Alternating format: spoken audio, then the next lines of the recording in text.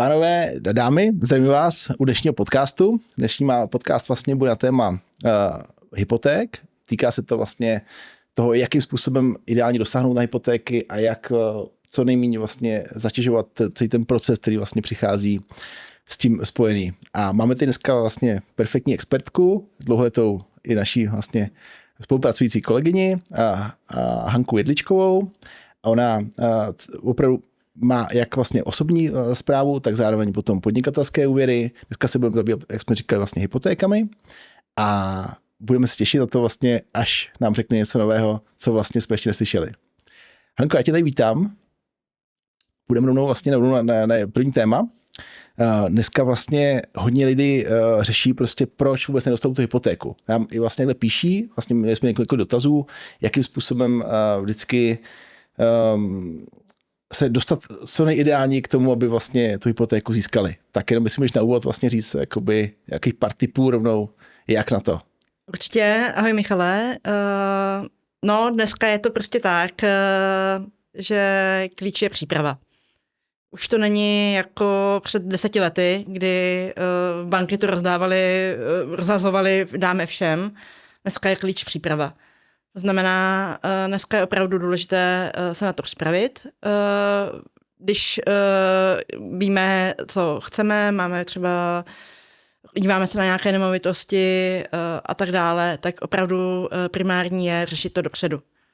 To znamená, obejít si ty banky nebo oslovit nějakého prostě odborníka, aby nám s tím pomohl, aby nás něco nezaskočilo a tak dále. Dobře. A teďka co konkrétně vlastně mám udělat, když mám už vlastně snahu, mám vybraný ten domeček nebo ten byt a chci se připravit, mám teda kontaktovat toho finančního poradce nebo přímo jít do banky, co mám udělat? No, pokud půjdeš jenom do své banky, předpokládám, že máš jednu, maximálně třeba nějaký druhý záložní účet, tak se dozvíš, jak to řeší ta tvoje banka nebo případně ta druhá, ale nebudeš mít komplexní srovnání. A může se ti poměrně jednoduše stát to, že tvoje banka ti řekne, že to nejde a ty nabídeš dojmu, že prostě všechno je ztracené a domeček jako nebude.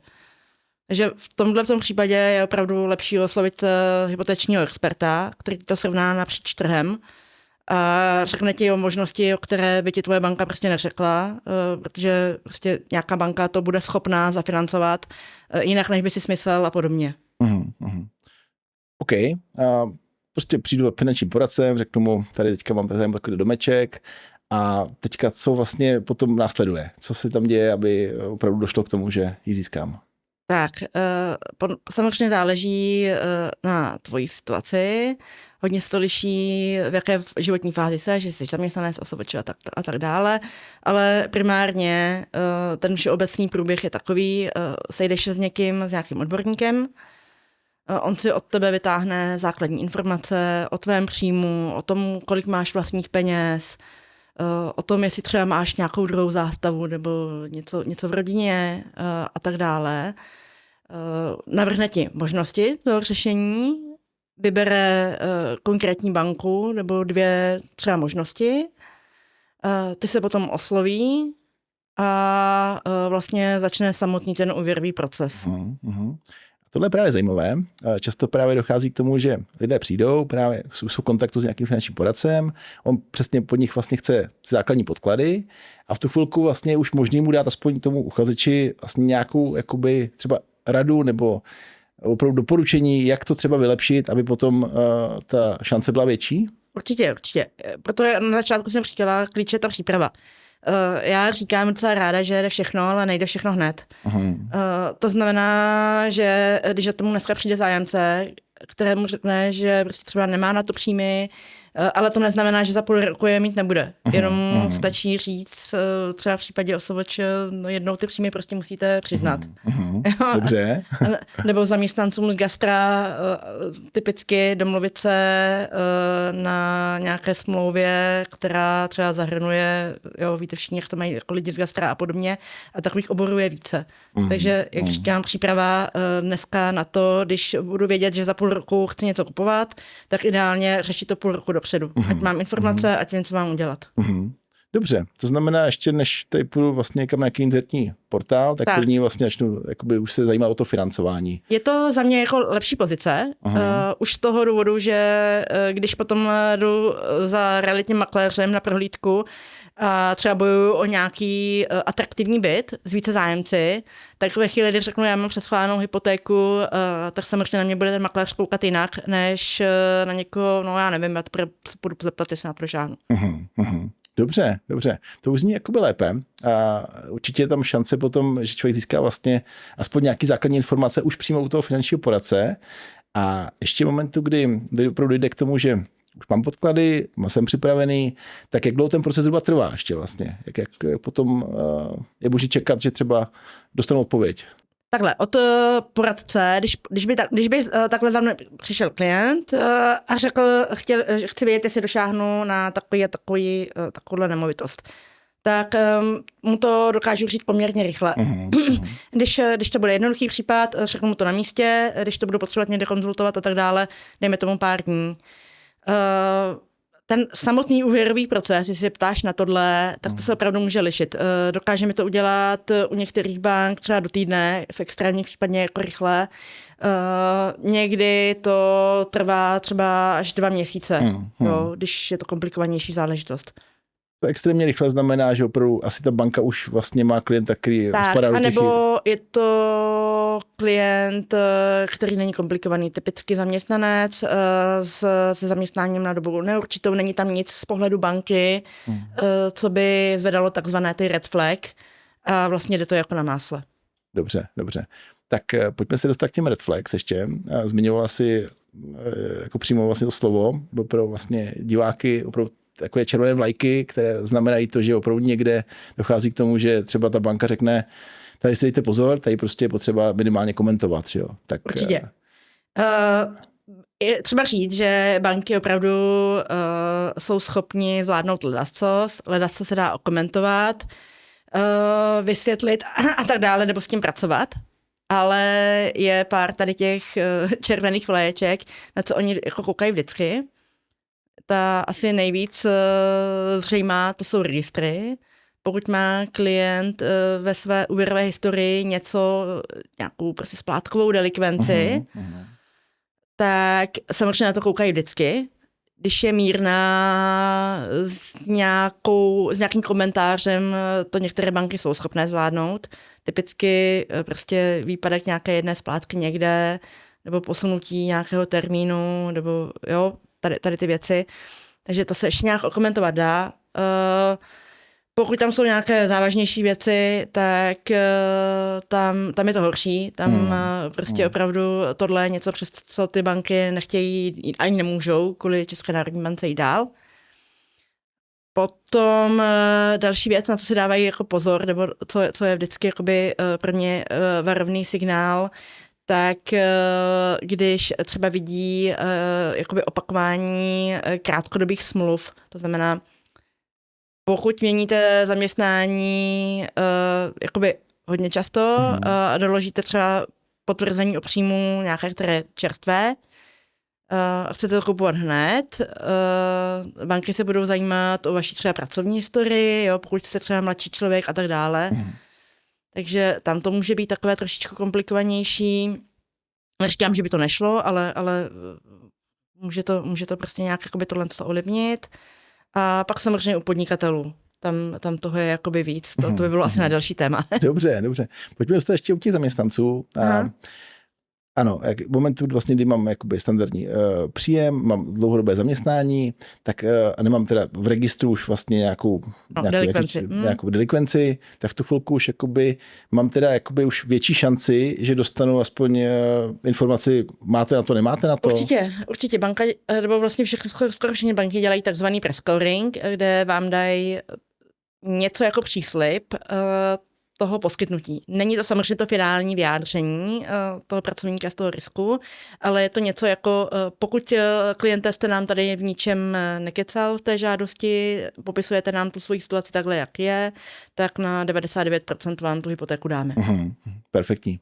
Dobře, dostáváme se vlastně k dalšímu tématu, to budou chyby vlastně při žádostech. Než se k tím ještě dostaneme, prosím, podívejte se vlastně na náš nový web, partnerbydlení.cz, dole pod odkazem ještě budete mít link, takže můžete potom ještě projít, má tam kalkulačku, je tam scoring, můžete si vlastně během 2 minut zjistit aspoň základní informace, jestli ano nebo ne. A potom dojde k tomu, že vlastně vás někdo bude kontaktovat a případně vám ještě poradí, jakým způsobem ještě vlastně ty věci upravit. Tak, dobře. Pojďme na ty další téma.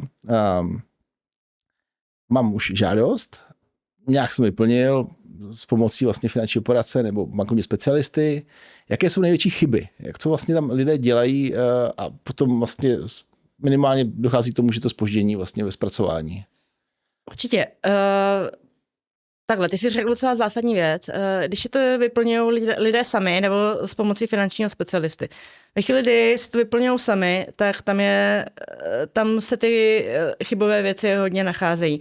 Protože samozřejmě je to formulář, nějaký strukturován bankovním jazykem. A pokud ten člověk, ten klient prostě není specialista nebo dělá úplně třeba v jiném oboru, tak úplně nepochopí, na co se ho ta banka vlastně ptá. A může tam dojít jako k nedorozumění, ale ve chvíli, kdy to po něm nikdo nekontroluje, ještě ve chvíli, kdy to dostane bankéř na stůl nebo vlastně systém banky, tak potom to může dodělat docela paseku. Protože vlastně z nevinné chyby se může stát to, že banka na to kouká jako na pokus nějaký jako podvod a podobně. Jo, takže na to opravdu pozor. Buď to projít se svým bankéřem dopředu, pokud jde rovnou do své banky, anebo opravdu se zeptat na to, co to znamená, pokud si nejsem jistý a nechat si poradit, anebo opravdu to vyplnit s nějakým prostě specialistou. Že tohle opravdu není úplně legrace a obzvlášť třeba v té položce příjmové se může nasechat hodně chyb a potom prostě banky to nemají rádi, no. Ty opravy. V případě zaměstnanců tam asi jde o to vlastně, jaká je vyplata. Setkala se například z případy, kdy vlastně lidé vyplnili takovouhle vlastně věc jako třeba špatně, na základě toho třeba, že nějaký peníze tam třeba ještě nejsou úplně uvedeny správně v daňovém přiznání? No jasně. I u zaměstnanců tam se může nasekat docela dost chyb a někdo ti tam, byť je tam v tom formuláři většinou myšleno, jako, nebo skoro vždycky tam je myšleno jakoby čistá mzda, tak oni napíšou jako hrubou, nebo je tam myšlená průměrná, nebo se tam vyplňují měsíce a oni se to vyplňují tak nějak z hlavy, jako jo. Nebo v některých oborech se do toho započítávají různé příplatky, které ovšem banky nezapočítají a nepočítají s tím a ve chvíli, kdy se to jako značně liší, typicky diety, tak potom na tom jako můžou koukat a vyžaduje to jakoby nějaké následné ověřování, které nevždy je úplně jako prostě příjemné na obě strany. No. Jasně, to znamená vlastně, když mám něco jakoby nestandardního, něco volitelného, tak asi minimálně konzultovat, že budeš tam jako napsat. Konzultovat jako dopředu je to lepší, než to potom jako zpětně vysvětlovat, jo, když už to prostě potom třeba spadne někam na nějaké prostě oddělení compliance nebo nějaký prostě fraudy a takhle. Jo, jasně. Dobře, a teďka, když teda už mám opravdu asi připravenou žádost, asi tam není třeba nějaká jako větší chyba, dostanu třeba informaci o tom vlastně, jakým způsobem třeba mám nějaký ukazatel jako v pořádku, nebo naopak vlastně už ano. Jako jsem... V téhle chvíli, když už vlastně máš žádost, máš vlastně představu o tom, co chceš, tak se přistupuje vlastně ke kontrole těch registrů a k tomu samotnému prescoringu. Znamená, banka si veme od tebe ty informace, které si uvedl v té žádosti. Vlastně projede to vlastně systémem svým a řekne ti ano, tady u vás nevidíme opravdu nic závadného, pokud opravdu to bude takhle, jak vlastně říkáte, tak na 99% poskytneme. Perfektní. Dobře, to už vypadá slibně. A kdybys vlastně měla říct, kolik těch žádostí je vyplněných bezchybně a kolik naopak prostě má nějakou už v sobě aspoň drobnou vadu, tak schválně, jestli dokážeš to odhadnout. Podle samozřejmě svých jakoby klientů a svých zkušeností. Určitě. Takhle, já občas, když klienti mi řeknou, já si to vyplním sám nebo něco, tak téměř vždy to po nich jako nějak opravuju, protože vždycky prodějí někde nějakou kolonku nebo prostě úplně nepochtí, jako co tím banka myslela typicky a podobně. Takže pokud si to klient vyplňuje sám, vždycky tam nějaká drobná chybička snad je. Jako opravdu bych mohla asi napočítat jako na prstech jako ruky, kdy to klient vyplnil úplně bezchybně a já jsem to mohla jenom podepsat a poslat. Jasně. Když to vyplňujeme s klientem, tak samozřejmě to je to jednodušší, že ho rovnou navedu, o co tím jako kdo myslel a ty chyby se tam potom jakoby negenerují. Super, to znamená vlastně, že ideálně jakoby obrátit se přímo na toho finančního specialistu. Jak jsem říkala ze specialistů, nebo když jdeš do banky, tak prostě vyplňovat to na místě jako třeba s bankéřem. Jo. Tím zamezíš prostě spoustě problémů, které se můžou do budoucna jako vyskytovat. Perfektní. Dobře. Tak tohle už vypadá lépe. Když vlastně opravdu se obrátí na toho specialistu, vlastně v tom je asi jeho přidaná hodnota, že dokáže vlastně poradit, navést a vyhnout se ideálně těm fraudům nebo nějakým jako problémům u banky, tak co se může ještě stát dalšího? Co tam vlastně může jako nastat v těch žádostech? Kde třeba někdo i nezaviněně už zná tu oblast, tak prostě může potom mít problém. Tak no, to už není až takovou zaměstnanců, to už se vlastně dostáváme k oblasti typicky podnikatelské, kde se to strašlivě liší. U zaměstnanců, když to úplně zjednoduším, tak každá banka, nebo většina bank to má hodně podobné. Tam prostě není moc co řešit, prostě vyplníte čistou mzdu, někdo bere poslední 3 měsíce, někdo bere prostě 12, ale nějak zásadně se to neliší. Ale u podnikatelů nebo OSVČ má každá banka prostě svoji vlastní metodiku, jak to chce vyplnit, má několik metod, jak tu bonitu jako takovou počítat a tam si můžeme hodně naběhnout. Takže tam, pokud jste OSVČ, někdo z diváků nebo majitel vlastně vlastního SROčka, tak bych určitě doporučila opravdu jít rovnou za specialistou a tohle jako mi neskoušet jako na vlastní pěst, protože prostě se to může lišit hodně radikálně, ta vaše bonita. Někde prostě v modré bance vám řeknou, že došáhnete na 5 milionů, v červené bance vám řeknou, teď samozřejmě ty barvy vymýšlím, vám řeknou na 10. Tam se to opravdu liší hodně. Jasně, protože ta metodika potom odliší jakoby i tu potenciální vlastně výši toho úvěru. Přesně tak. OK. A teďka, když mám vlastně jsme se dostali k podnikatelům, ne k zaměstnancům, tak mám například OSVČ, mám už obrat, který je, řekněme, v řádu vlastně jednotek milionů korun nebo nižší jednotek milionů korun a teďka dochází k tomu, že se nejsem jistý, jestli opravdu jakoby je i pro mě vlastně třeba možnost hypotéky, anebo naopak mám třeba volit takový jiný typ úvěru. Tak co bys vlastně doporučila v tu chvilku? Já se tady budu furt jako opakovat, ale jak říkám, prostě jít za tím specialistou, protože ten ti rovnou řekne na základě těch tvých dat, která banka ti to je schopná poskytnout, čistě takhle, jak to máš nastavené, nebo co bys proto musel udělat z hlediska třeba nějaké daňové úpravy a tak dále, abys to třeba dostal za půl roku, až budeš podávat daňové přiznání a jestli jsi teda schopen počkat. A pokud je to nějaká akutní záležitost, tak ti dokáže poradit i docela nestandardním způsobem v rámci třeba nějakých jako podnikatelských úvěrů a tak dále.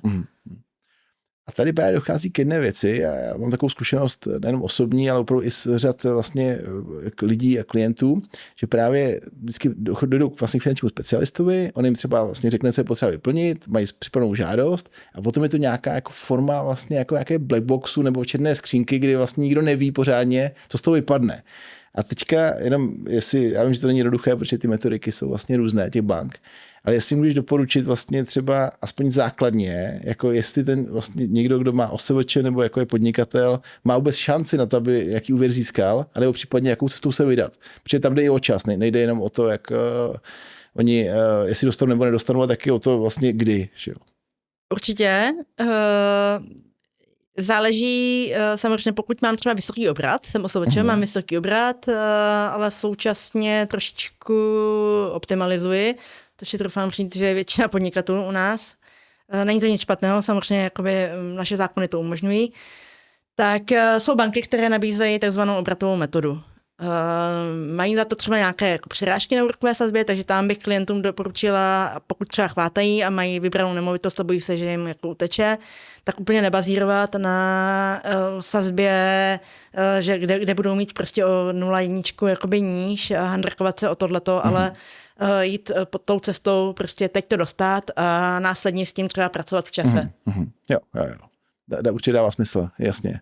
To znamená, jako nejde pouze o úrokovou sazbu. Jo? Často lidi vlastně přemýšlí tak, že jakoby, když ušetřím na tom úroku, tak vlastně mám vyhráno, že jo? A to asi není úplně jako jediná cesta. Jako to obzvlášť v případě podnikatelů se může prostě stát to, že ano, hledám nemovitost nějakou, mám něco, teďkom si něco našel, nebo se něco líbí a prostě potřebuji to hned, jo, protože realiták tam má další tři žádosti a nebo prostě další jako nějaký zájemce a já se musím prostě vymáčknout jakoby rychle.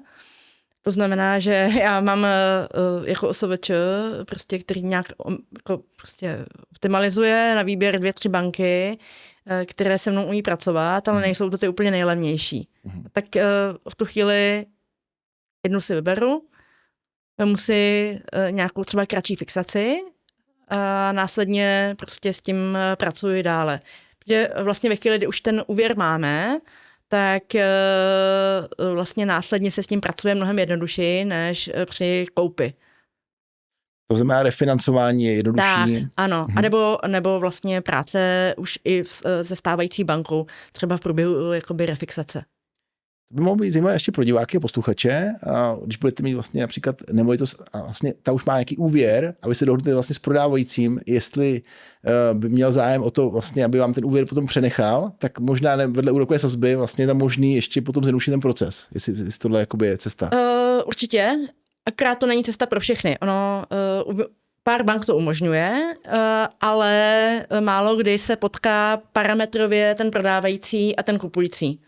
Typicky vlastně prodávající dneska má třeba zůstatkový úvěr někde prostě nízký, protože kupoval tu nemovitost třeba za 4 miliony, teď plácnu, zůstatek to má 2 miliony, ale dneska ji prodává za 3násobek a ten kupující samozřejmě nevím, jestli by ten zbytek dokázal dát z vlastních zdrojů. Pokud ano, tak asi nebude nějak jakoby problém, ale pokud vlastně on bude měnit ty parametry, tak už nejde o takzvané převzetí, ale o novou hypotéku.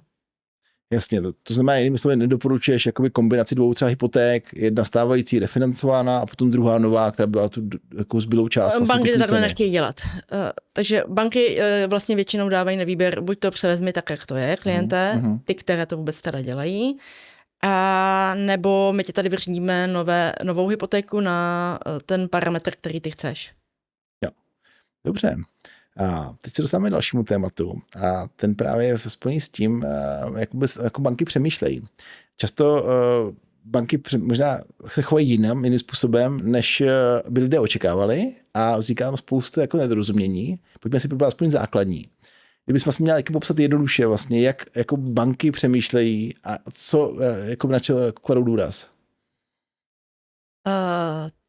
Tak, první věc je, že banky opravdu jako my nejsou nějaký jako nepřítel. Oni primárně ten úvěr poskytnout chtějí. A takže ty cesty opravdu jakoby hledají. Co je ale pro ně důležité, aby klient nic nezatajoval. Oni na to ještě stejně přijdou, jo? Nějakým prověřováním. Opravdu to dneska ten proces toho prověření klienta je poměrně důkladný, takže nemá cenu snažit se nějak do té žádosti třeba uvést věci, které nejsou pravdivé, nebo tam něco zkoušet jako zamlčovat, protože většinou se na to přijde a pak je ta pozice jako horší, než kdyby jsme k tomu došli nějakým jiným jakoby, prostě způsobem. Takže asi to, no, jako těch cest potom je jako spousta, ale jak říkám, prostě banky opravdu ty úvěry chtějí dávat. Jenom se prostě musíme myslet s tím klientem, jak popsat to, aby to pro ně prostě bylo pochopitelné, aby rozuměli tomu klientovi, kdo to je, co dělá, jaká je jeho historie, aby ho poznali jako vlastně jako klienta, když s ním nemají dopředu jakoby zkušenost, když u nich prostě nebankuje třeba 3-4 roky a neznají ho, tak samozřejmě potom ten dotazník a tak dále, to prověřování je důkladnější. Tohle je důležité. A tady právě dochází třeba k tomu, že často lidé někdy přemýšlí, proč vůbec mám takové informace bance dávat, proč ještě rok zpětně mám dohledat výpisy z banky, proč teďka mám fotit něco, co už jsem vlastně třeba nafotil. Z jejich pohledu třeba to je nesmyslné, že jo. A spolu ty banky a na druhé straně vlastně schvalovatele úvěru, tak asi je to asi naopak, že jo. Tak vlastně, kdybys měla říci, jakoby, jakým způsobem třeba právě komunikovat s tou bankou tak, aby vlastně těch dotazů doplňující bylo co nejméně.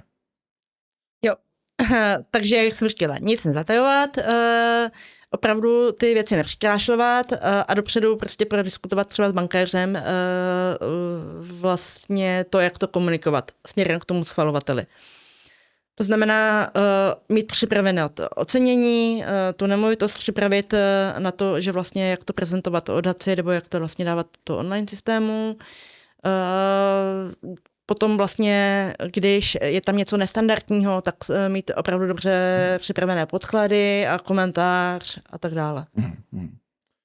Dobře, co může být nestandardního? Co ti napadá, jakhle ze zkušenosti?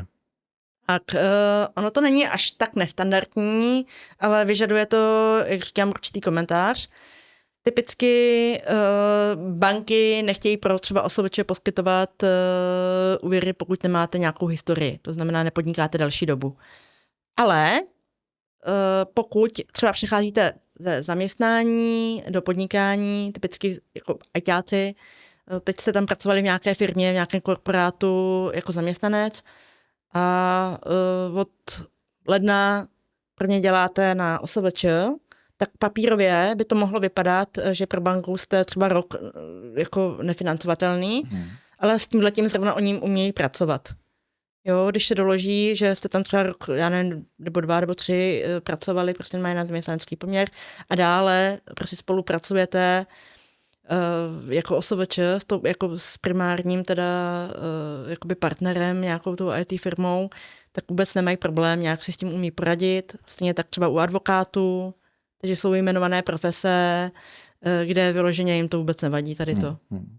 To znamená, ty banky potom započítají vlastně tu historii, kterou měl jako zaměstnanec a nějakým způsobem dokážou vlastně tu bonitu. Tak, pak je to poměrně, je to trošičku individuální, je to který obor, ale umí s tím pracovat, ano. Počítají jak s nějakou historií, která tam byla, i s nějakou predikcí toho, jak ten obor se vyvíjí a tak dále, takže... Dobře. Takže jako nic není ztraceno. I v případě nově vznikajících OSVČ vlastně máte možnost žádat o hypotéku. Když bychom vlastně se podívali ještě na zaměstnance a mám standardní příjem, mám rodinu, takže tam budu nějaký, jakoby kromě slových odpočtů ještě náklady. Z mého pohledu třeba, na co bych si měl dát bacha vlastně při té žádosti, abych opravdu uspěl ve smyslu toho vlastně zase, jak ten bankéř nebo ten schvalovatel přemýšlí. Už si zmiňovala nezatajovat, to je určitě důležité, nelhat, to je asi samozřejmé, nebo určitě vlastně důležité. A pokud bychom se bavili ještě o dalších konkrétních věcech, tak se mi ještě napadlo.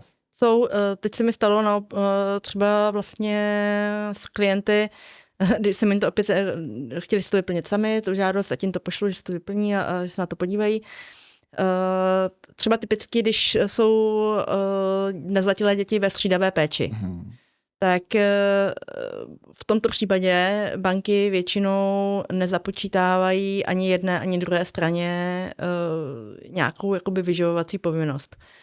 Takže byť je třeba někde nějaká jakoby přiznaná, oni jako se na to podívají, ale v té střídavé péči to nějak jako neberou v potaz. Ale když si klient potom sám vyplní, že prostě má vyživované děti a bankéř by se ho na to nedoptal, tak mu to automaticky začíná počítat jakoby do bonity. Jo, takže a to tam může docela udělat poměrně částku, která se může lišit natolik, že je to yes nebo no.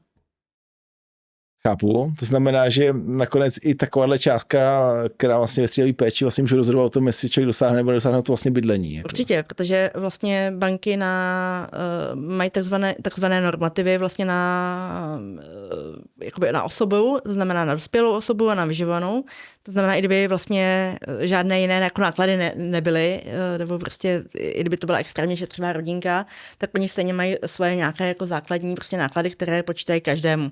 Ať je někde prostě v chaloupce u lesa, nebo prostě v Praze jako na Václaváku. Jo, když to řeknu takhle jako jednodušeně.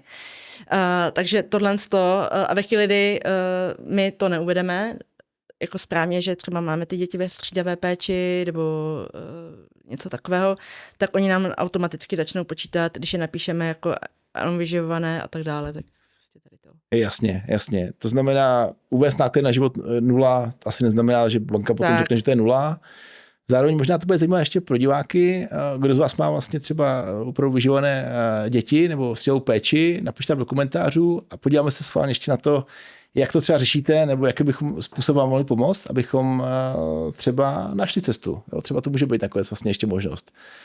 Jo, ještě bych řekla, pardon, tohle je taky banka od banky. Zrovna s těma dětma to mají malinko jako také v metodikách jako jinak banky jednotlivé, ale vždycky na tohle je třeba si vyptat.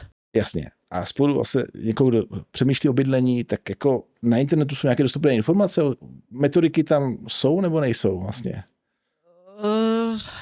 Čistě metodiky bank tam veřejně nejsou. Ano. A když se nějaké dopracujete, tak je to ta celá metodika, která si troufám říct, že pro většinu lidí bude prostě nečitelná. Nebo tomu nebudou vůbec rozumět. Dobře, a když bych teda vzal vlastně nějakou formu třeba AIčka, vlastně, kdybych si pomohl vlastně virtuálním asistentem, tak jakoby třeba je to pro mě cesta? Může být, ale bude poměrně zjednodušená. Samozřejmě AI asistent bude vycházet z nějakých dostupných informací někde na webu, které ty banky mají veřejně přístupné a nebude tu informaci jako takovou umět interpretovat, tak jak to umí ten finanční poradce prostě z praxe. Dobře. Takže jsme zpátky asi u toho, je potřeba vlastně na finančního specialistu, ideálně do banky, anebo pro někoho, kdo opravdu tomu rozumí. A neskoušet prostě cesty, které jsou možná jednodušší, rychlý, ale nemají ten výstup. Teď jsi psal na metodiky a metodika to je prostě takhle, jak by to mělo všechno být úplně v ideálním případě. Banky umějí velkou řádku výjimek. Opravdu prostě výjimky skoro na všechno umí. Ale to ti žádný AI specialista neřekne. Jasně. Ten AI specialista si řekne to, co vlastně je napsáno tak, jako obecně, ano. Ale ne prostě to, co člověk... Ne to, co je pod čarou a to, co prostě nikde napsáno není, byť víme z praxe, že to ty banky umí udělat a že tu výjimku třeba jsou schopni poskytnout. A výjimka, asi to je důležitý téma. A jasný, že pro spoustu lidí to je něco, co je vlastně, oni žádají úvěr a je to vlastně neuchopitelné. Tak jestli bys měl popsat jednoduše, vlastně, co znamená výjimka v případě vlastně schvalování hypotečního úvěru? Určitě. Výjimek je celá řada a můžou být na nemovitost jako takovou, můžou být na příjem toho klienta, můžou být prostě na spoustu věcí. Dneska je to opravdu tak, že o ty výjimky žádáme o nějakých 70-80%, takže to není nic jako pro nás nestandardního. Bankéři s tím umí pracovat, opravdu jako děláme to běžně a typicky to může být tak, všichni si myslí dneska, že pokud je vám více než 36 let, tak opravdu musíte mít někde našetřeno 20% hodnoty té nemovitosti. Že prostě těch 90, tak se slibuje prostě pro ty hypotéky pro mladý. Jakmile máte prostě starší jakoby věk, nebo jste starší, tak už to nedostanete. No, to není úplně pravda. Dobře, tak to je možná zajímavé ještě. Tak schválně teďka, jestli mi říct, jakoby, kde je ten, jakoby, kde je ta další možnost. Ještě. Banky mají rozpočet, oni tomu říkají budgetové prostě možnosti, určitým klientům do nějakého procenta prostě poskytnout i tyto úvěry. To znamená, je mi 40, ale nemám 20% našetřeno, mám jenom jakoby 10. A když se bance líbí ta nemovitost, když se líbím já jako klient, tak mi tu hypotéku i tak poskytne. Třeba s malinko vyšší úrokovou sazbou, než by to měl nějaký mladší prostě člověk, ale v tuhle chvíli prostě pokud tu nemovitost chci, tak asi nebudu tady bazírovat o nějakých 2/10 a prostě budu rád, že mi to někdo poskytl. Dobře. Takže jinými slovy, nic není ztraceno, jako i tam je možnost to jakoby získat, když třeba nemám jednu z těch ukazatelů nebo jeden z těch ukazatelů, který třeba ta banka očekává. A když bys měla vlastně ještě říct vlastně standardně, jako když banky vlastně hodnotí, přemýšlejí vlastně o té žádosti nebo o tom klientovi, jaký nejběžnější ukazatele vlastně jsou ty, na které se ty banky dívají? Samozřejmě ty demografické, ty základní, na vlastně věk, bydliště, co kde kupuju, nebo jestli je to koupě, takhle, ještě jde dost o ten účel, jak jsem zmiňovala na začátku. Banky vždycky vnímají jako rizikovější koupy než následné refinancování. Pak se na tebe dívají samozřejmě i skrz třeba nějaké jakoby vzdělání a tvůj věk. Úplně neradí to poskytuji, jako kdyby ti bylo 18, vystudoval si střední školu a hned běžel do banky, chci tady koupit jako něco, tak budou trošku koukat a říct, no a... Jasně. Jo, ne, že by to nešlo, jde, ale budou zvědaví, budou prostě do toho víc rejpat, případně budou chtít, aby k tomu přistoupili rodiče a tak dále. Jasně, to je jedna z cest, jako určitě jako přistoupit jako učitelé, že nejspíš to budou. A přesně, jako je mi 18, chtěl bych si něco koupit, asi to nebude ještě ten vysněný byt nebo domeček, ale prostě bude to něco menšího, nevím, možná nějaká garáž nebo nějaká menší garzonka třeba v regionu. I tohle je cesta? Je to možný pro mě, jakoby mladší uchazeče? Určitě, teď nevím, jestli prostě v 18, ale prostě dejme tomu po škole, to je jako po nějaké, ať je to ta střední nebo je to vysoká škola, a když za tebou přijde mladý člověk, že chce něco kupovat, teď je otázka, jestli to chce na vlastní bydlení, nebo jestli to dneska chce jakoby na investici, protože bydlí třeba ještě u rodičů, což já vím, že to může znít třeba starším posluchačům nějak jako bizarně, ale je to poměrně dobrá cesta, jak se následně dostat třeba k rodinnému bydlení, které dneska bývá jako už třeba mimo možnosti nějaké třeba střední třídy, tak tohle prostě koupit něco hned po škole, tak je opravdu jako klidně nějakou malou garzonku, jo, buď v krajském městě, nebo prostě někde, jakoby nemusí to být zrovna střed Prahy, jo, ale určitě je to cesta. Přesně tak. V podstatě oni mají vlastně lidé, kteří mají 18 let a více, tak největší asi jako prostor nebo největší výhodu vlastně v podobě času, že tak, mají ano. dostatečný dlouhý investiční horizont a jsou takový vlastně i ty potenciální budoucí vlastně žadatelé o ten větší byt někde, že jo. Takže asi není jakoby potřeba čekat, spíš jakoby zajímat se, ale zase asi tady je vlastně finanční specialista, který je připraven případně vlastně poskytnout pomoc.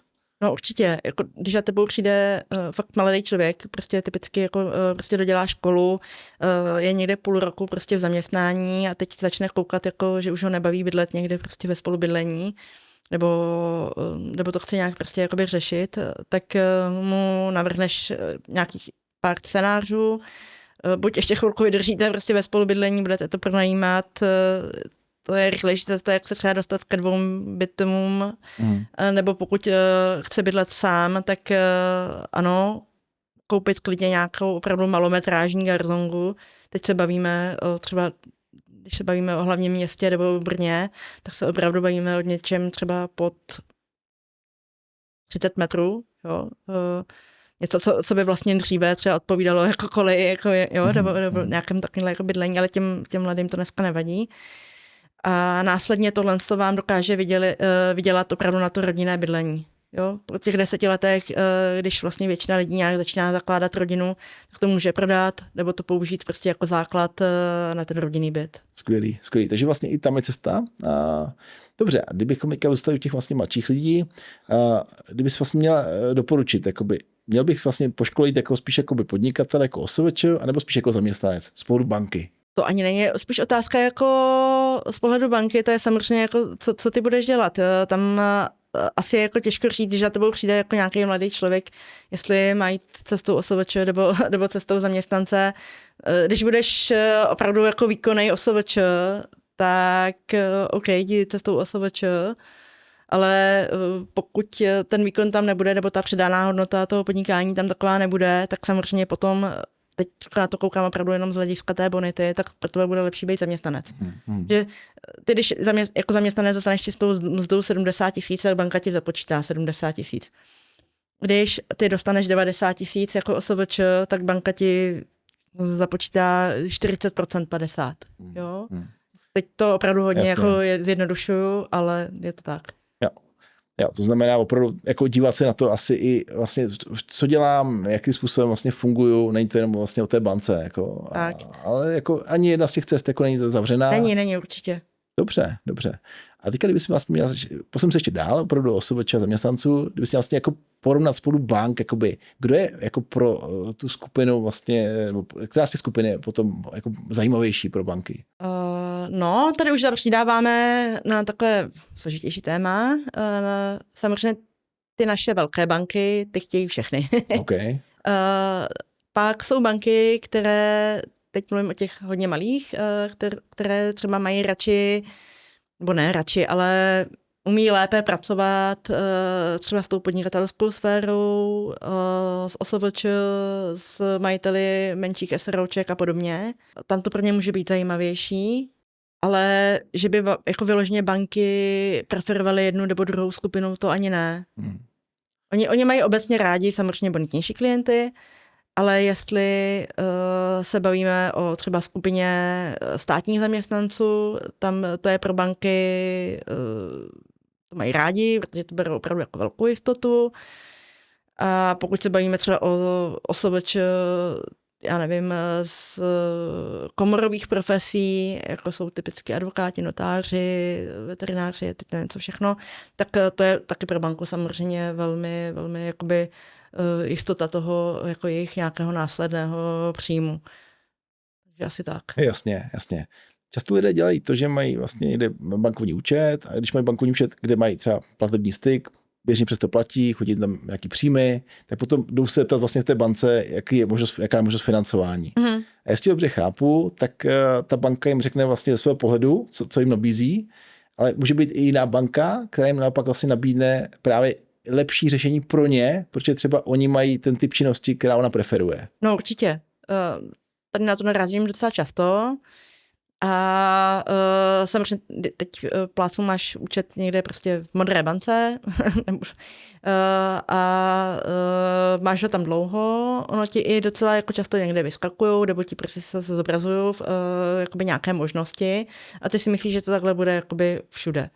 Ale potom o barák vedle, prostě žlutá, červená, to umí udělat prostě pro tebe třeba jinak. A ta banka, která vlastně je s ním ve styku, tak asi mu nedoporučí tu druhou banku, která je konkurenční, že jo? Určitě, to oni ani nemůžou, ale prostě většina bankéřů k tomu nebude jakoby ani přistupovat tak aktivně, i kdyby to věděla, že tamhle kolega prostě z druhé banky by vám to jakoby dal lépe, nebo by vám poskytl více. Ten tvůj bankéř ti řekne, no tak na to nemáte, tak si kupte něco levnějšího. Tohle je možná důležité ještě pro vás, když vidíte vlastně, kde máte nějaké produkty a ta banka vám vlastně něco nabízí, tak ještě neznamená, že to je to nejlepší řešení na trhu. Jo, to neznamená, že ta banka je špatná, znamená to pouze to, že banka nabízí nějakou část, kterou vlastně má v nabídce a v produktech. Že jo. Určitě. To je to samé prostě jako s pojišťovnama nebo prostě s jakýmkoliv produktem. Ta hypotéka je produkt. Koukíme se na ně jako na produkt a prostě každá banka to má malinko jinak nastavené parametrově. To znamená, že když mi to nedá zelená, možná mi to dá modrá, možná mi to dá žlutá, ale je potřeba se na to opravdu podívat. Dobře. Jsme zpátky asi u toho času, zpátky u té vlastně spolupráci s finančním specialistou. V momentu vlastně, kdy zvolím cestu na vlastní pěst, tak je prostě možné, že začnu narážet a začnu prostě chodit po těch přepážkách a přemýšlet vlastně teďka, jakým způsobem jak dál, protože často mi prostě říkají něco, co vlastně pro mě asi není vhodné. Že? No, přesně tak. Tak je otázka, jako, jak je to časově náročný. Jo. Tady dejme tomu, že dneska kolik je tady úvěrujících, já nevím, 10 finančních ústavů, nebo prostě víc možná. Kolik jakoby opravdu jakoby umí financovat, s každou bankou si dohodnout schůzku, obejít si všechny jakoby bankéře, pak si z toho udělat nějaký jako víc, vůbec pochopit, co mi tam jakoby říkali. Jakou máš zkušenost? Kolik takhle lidí třeba jde, no kolik bank osloví takhle napřímo? Tu svoji primární poměrně dost, ale málo kdo jde ještě jako, aby zašel vedle a že by si to někdo vyloženě takhle oběhával, jak jsem teď popisovala, to se mi stalo fakt párkrát. Ale to asi ani nemá moc smysl, že jo, protože to prostě o čase a vlastně prostě jdeš cestou, kterou už někdo prošlapal, jde jenom o to, že musí prošlapat znova, že jo? No. A zabývat se ještě jakoby spousta dalšími jakoby věcmi, když může zajít prostě někam jako k nám jako k specialistům a tam to má prostě pod jednou střechou. No. Jasně. Dobře, pojďme ještě vlastně teďka na to, když už mám žádost, je to vyplněno, je to prostě už někde vlastně u toho bankéře a dochází tam k tomu, že on už nějak počítá bonitu, že jo, bonita vlastně znamená v podstatě schopnost nebo nějaká vlastně částka, která je u vás a vlastně spolu banky, jestli ten úvěr máte nebo nemáte spolu splácení, jestli to dobře říkám. Dobře, a teďka vlastně, když máme bonitu, teďka víme, že je to nějaký cizí slovo pro nás, ty bankéři nás nějak mluví a my bychom chtěli jako nějak česky, jakoby, to znamená vlastně jak srozumitelně, kde jakoby je ta největší vlastně část, kde se ta bonita snižuje, kde jakoby spolu banky najednou dochází k tomu, že z toho mého příjmu mám najednou částku, která je úplně jiná, kterou najednou tam někdo vypočítá a já si říkám, ale to přeci mi na to už nepřistane. Já mám jinou částku, ale ta banka to posuzuje a vidí jinak. No jistě, tak to jsme zpátky u OSVČ nebo u podnikatelů, kdy typicky kancelářské OSVČ, když nepočítám prostě nějakou částku, kterou odvedou na sociální zdravotní, tak berou jako čistý příjem. Ale banka to takhle nebere.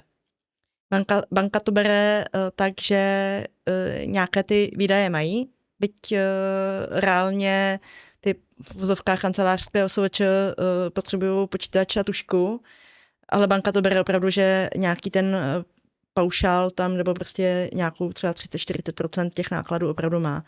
Takže když tomu ajťákovi prostě přijde 100 000, on si zaplatí tu svoji paušální daň a bere to zbytek jako čistý příjem, tak banka si tam nechává od toho nějakou ještě rezervu.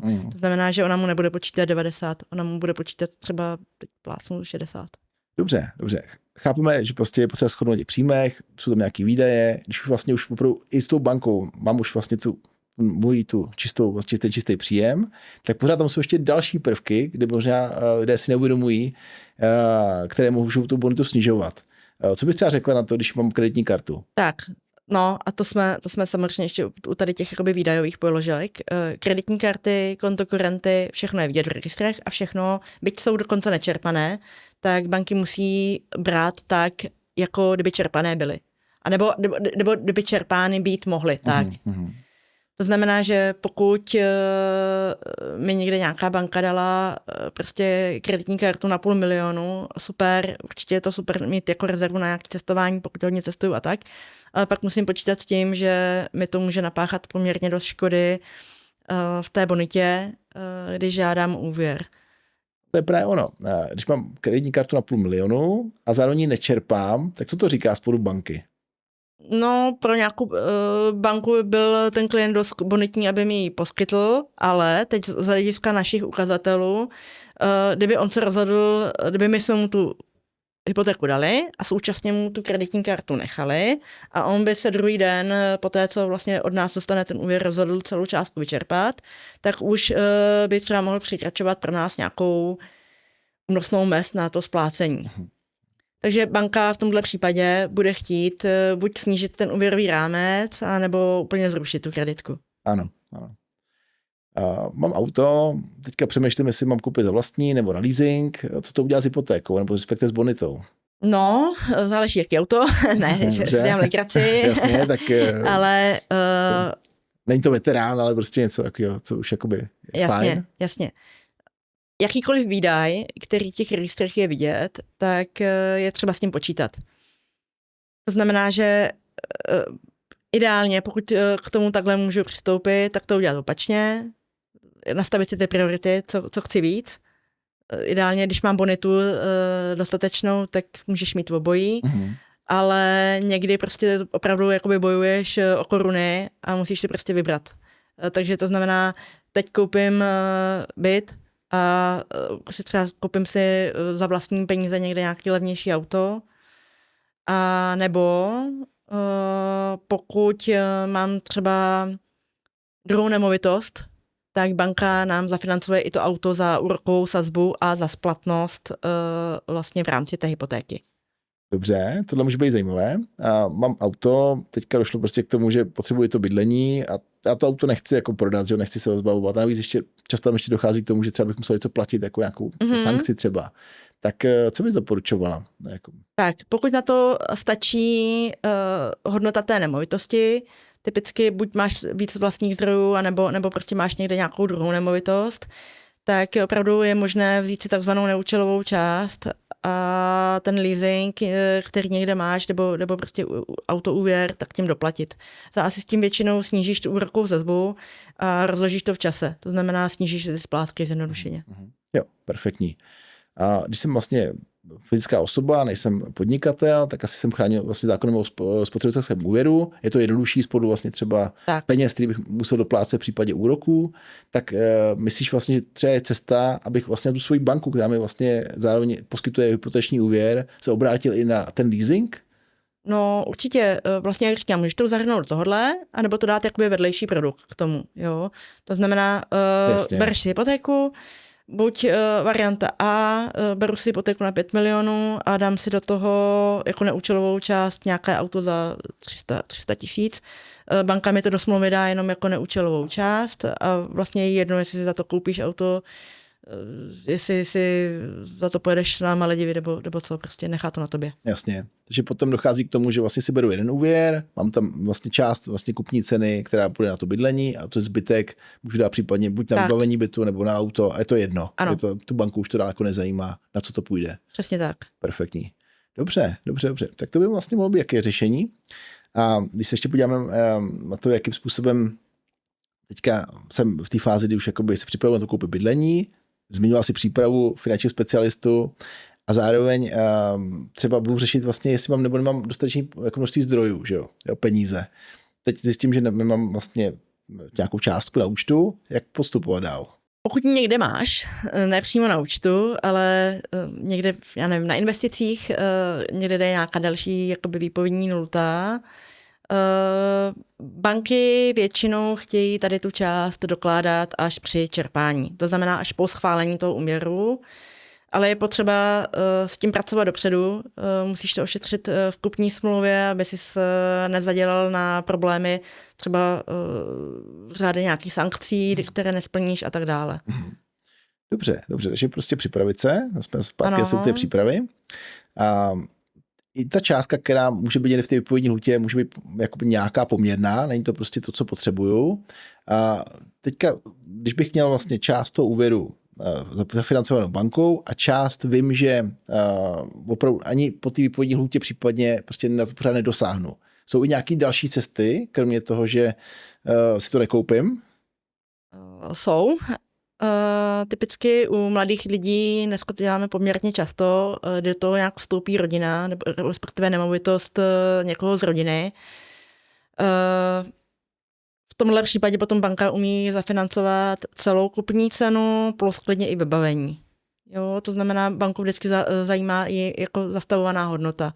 A ve chvíli, kdy má tu nemovitost, kterou kupuješ, plus třeba byt rodičů na dozajištění, tak ti poskytne celou kupní cenu, plus ti vybaví kuchyň, nábytek, všechno. Jasně. To znamená, že takzvaně těch 20% LTV, loan to value, jako poměr úvěru a hodnotu vlastně není potřeba. Jo, to často vlastně lidé potom zmiňují, že vlastně vždycky potřebují nějaké peníze do banky, ale jak říkáš, vlastně není to za každou cenu nutné. Ta druhá část je, že vlastně někdo musí buď pomoci, nebo nějaká další nemovitost. Je tam vlastně vždycky cesta. Ano, jedno nebo druhé. Buď máš vlastně ty vlastní zdroje, nebo ti nějak půjčí prostě rodina, nebo ti třeba poskytne na nějakou přechodnou dobu tu nemovitost. Je třeba říct, že vůbec není nějak potřeba se toho obávat. Většinou teďkom vlastně když sledujete růst těch nemovitostí, tak klidně se vlastně můžete domluvit, že to bude jenom po dobu prvního fixačního období. Že zároveň něco poplatíte, zároveň něco vyroste v čase a pak se to dá vyvázat samozřejmě. Perfektní. To určitě dává smysl. A když se ještě podíváme vlastně na tu přípravu, tak jedna z těch příprav může být i ta komunikace v rodině. Že jo? To znamená probrat to někde nebo s těmi známými, asi v tom případě ty nejbližší, že jo? Ne, určitě, ona většinou by to měla být rodina, banky úplně nemají rádi, kdyby vlastně tam přišel úplně jakoby cizí člověk jako s tou zástavou, Dřív se to takhle dělat dalo, dneska už moc ne. Takže chtějí vyloženě, to jsou rodiče nebo prarodiče, nebo třeba sourozenec.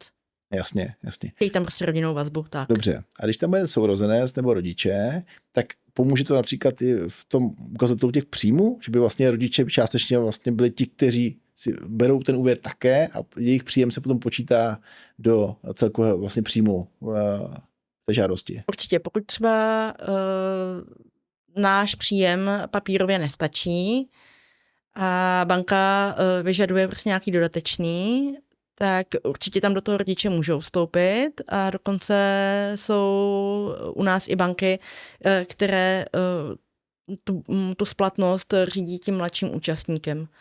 Takže pro nás je výhodné, že koukají na nás, jakože my budeme ten primární nositel, my mladší, jakoby ten mladý člověk, a ty rodiče, že tam vlastně doplňují ten příjem.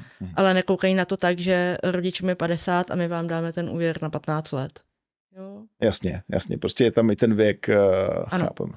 A když by potom rodiče byli mladší, tak by tam ten horizont mohl být jakoby asi delší, že jo? Ono není potřeba, aby byli mladší ty rodiče, protože oni se řídí tou splatností podle toho mladšího. To znamená, dětem je 30 typicky, rodičům je 55 a 50 a jsou tady 2 nebo 3 banky, které to umí udělat podle těch mladších. Skvěle. To znamená, že... Ale ono to funguje i opačně. To znamená, rodiče, když si budou chtít třeba něco koupit a vlastně s tou splatností jim pomůžou děti, tak ty rodiče nejsou potom odkázaní na úvěr, který by měl splatnost 10 let. Dobře, což se potom projeví ve splátce, že jo? Tak, čím delší úvěr, že jo, tak tím menší splátka. To je takzvaná, dneska se hodně diskutuje ta multigenerační hypotéka a furt se řeší, proč nemáme ty 50leté hypotéky, jak mají některé evropské země. No, my je nemáme úplně takhle přímo, ale vlastně přes ty generační výměny, tak to dokážeme udělat. Perfektní. Dobře. Probrali jsme teďka celkem 6 témat. Myslím si, jako pro diváky velmi zajímavé. Probrali jsme i některé vlastně věci, které opravdu lidi pálí. Teďka půjdeme něco kratšího. Já ti vždycky řeknu jednoduchou otázku. Zkus vlastně v jedné větě potom říct prostě, jak to vidíš, co ti napadne, tak to je správně. Ok, zkusím. Dobře. Tak půjdeme na to. Tak první. Kreditka vám může zničit hypotéku, i když ji nepoužíváte. No, určitě může zrušit. Dobře. A největší chyba před hypotékou, nové auto na leasing? Ne vždy, ale jako počkat s tím je lepší, no. Lidé často zjistí, že na hypotéku nemají až moc pozdě.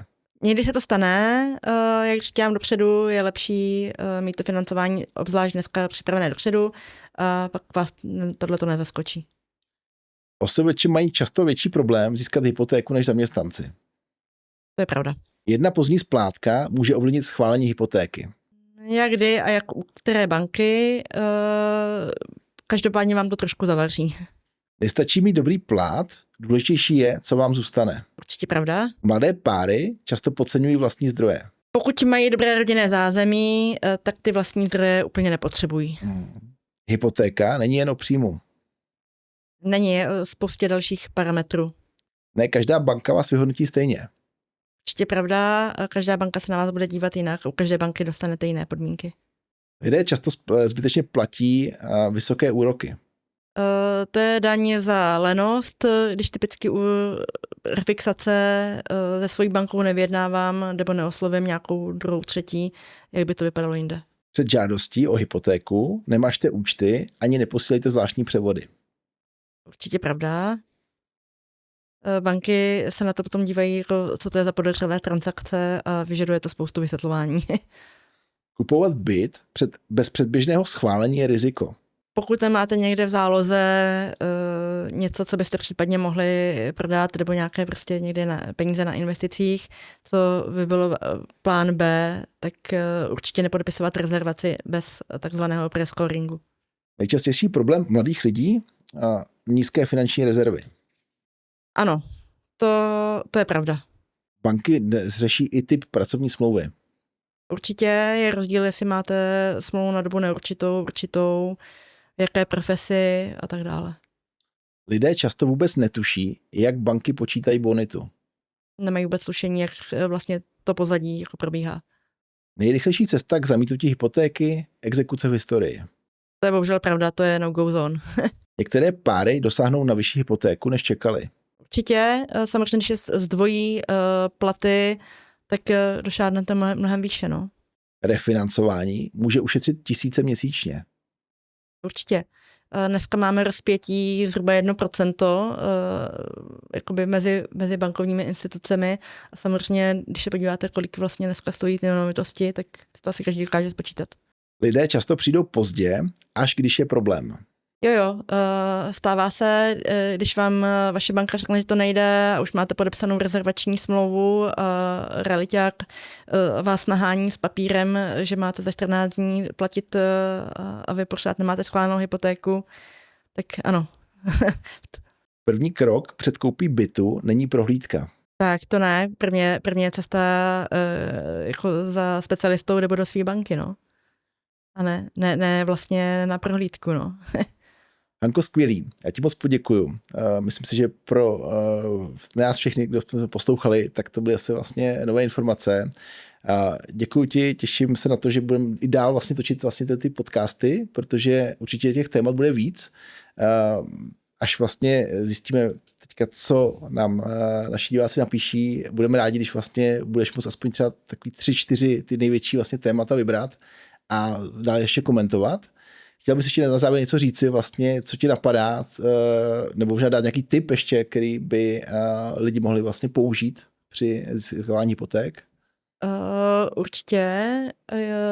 Vlastně my jsme to jenom tak lehce naťukli, když jsme se bavili o OSVČ nebo o podnikatelích, to znamená vlastně o lidech, co vlastní SROčka. Pro ty je tady úplně ještě jiná kapitola, to jsou podnikatelské úvěry.